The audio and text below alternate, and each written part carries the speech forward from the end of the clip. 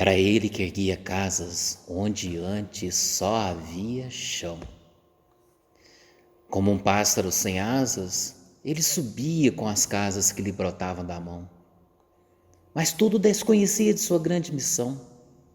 Não sabia, por exemplo, que a casa de um homem é um templo sem religião. Como tampouco sabia que a casa que ele fazia, sendo a sua liberdade, era a sua escravidão. De fato, como podiam operar em construção, compreender por que um tijolo valia mais do que um pão? Tijolos ele empilhava, com pá, cimento e esquadria. Quanto ao pão, ele o comia, mas fosse comer tijolo. E assim o operário ia com suor e com cimento, erguendo uma casa aqui, adiante um apartamento, além uma igreja, à frente um quartel e uma prisão.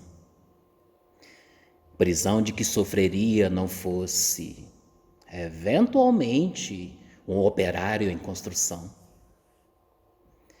Mas ele desconhecia esse fato extraordinário, que o operário faz a coisa e a coisa faz o operário. De modo que certo dia, à mesa, ao cortar o pão, o operário foi tomado de uma súbita emoção ao constatar, assombrado, que tudo naquela mesa, garrafa, prato, facão, era ele quem os fazia. Ele, um humilde operário, um operário que sabia exercer a profissão.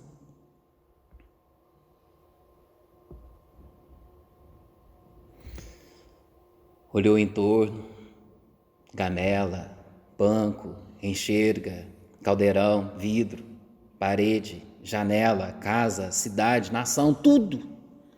Tudo que existia era ele quem os fazia. Ele, um humilde operário, um operário em construção.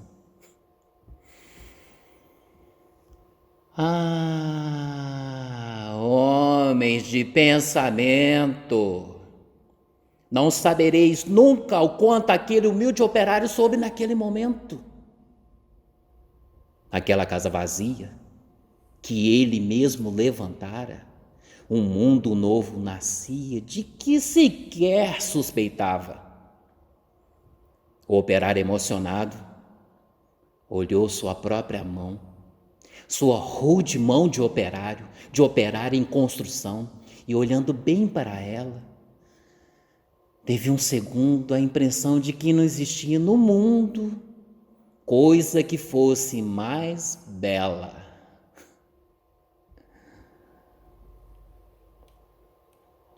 E foi dentro da compreensão desse instante solitário que tal sua construção cresceu também o operário. Cresceu em alto e profundo, em largo e no coração. E como tudo que cresce, ele não cresceu em vão, pois além do que sabia exercer a profissão, o operário adquiriu uma nova dimensão. A dimensão da poesia. E um fato novo se viu que a todos admirava. O que o operário dizia, outro operário escutava. E foi assim que o operário do edifício em construção, que sempre dizia sim, sim, sim, começou a dizer não.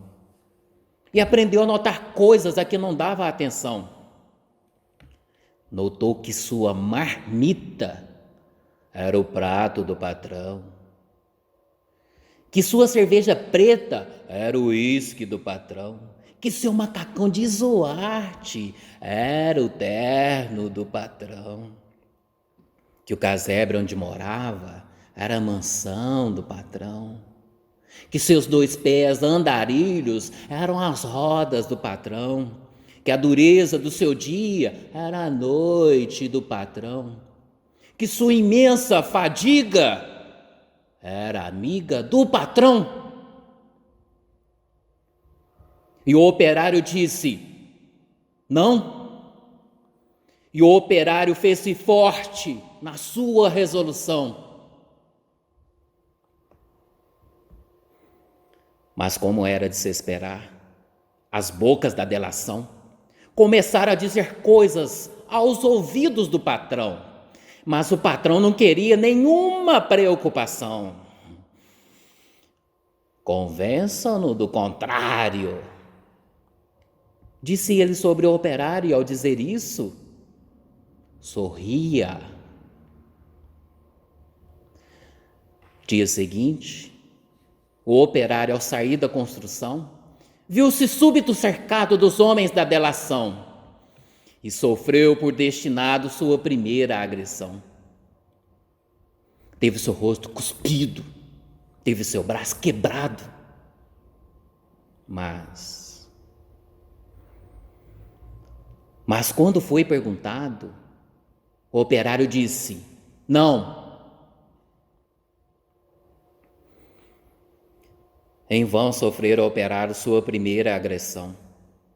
Muitas outras se seguiram, muitas outras seguirão. Porém, por imprescindível ao edifício em construção, seu trabalho prosseguia.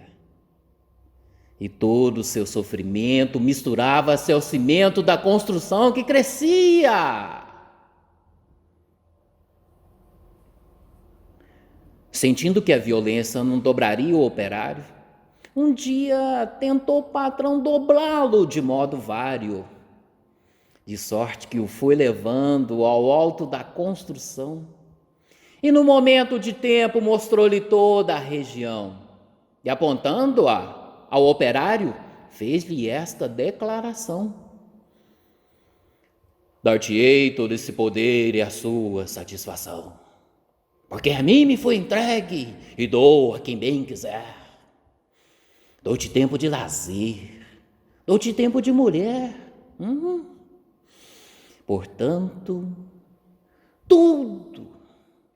tudo que vês será teu, se me adorares. E ainda mais se abandonares o que te faz dizer não. Disse e fitou o operário, que olhava e refletia. Mas o que viu o operário, o patrão nunca veria. O operário via as casas, e dentro das estruturas via coisas, objetos, produtos, manufaturas. Via tudo o que fazia o lucro de seu patrão. E em cada coisa que via, misteriosamente, havia a marca de sua mão. E o operário disse: não. Loucura! Gritou o patrão. Não vês o que te dou eu? Mentira, disse o operário. Não podes dar-me o que é meu.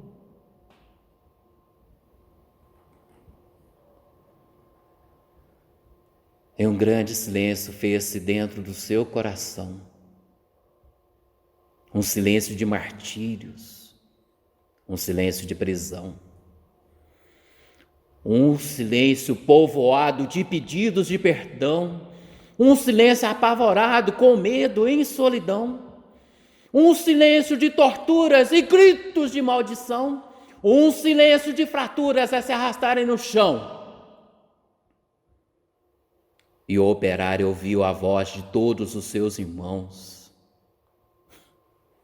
Os seus irmãos que morreram por outros que viverão. E uma esperança sincera cresceu no seu coração, e dentro da tarde mansa, agigantou-se a razão de um homem pobre e esquecido, razão, porém, que fizera o operário construído, o operário em construção.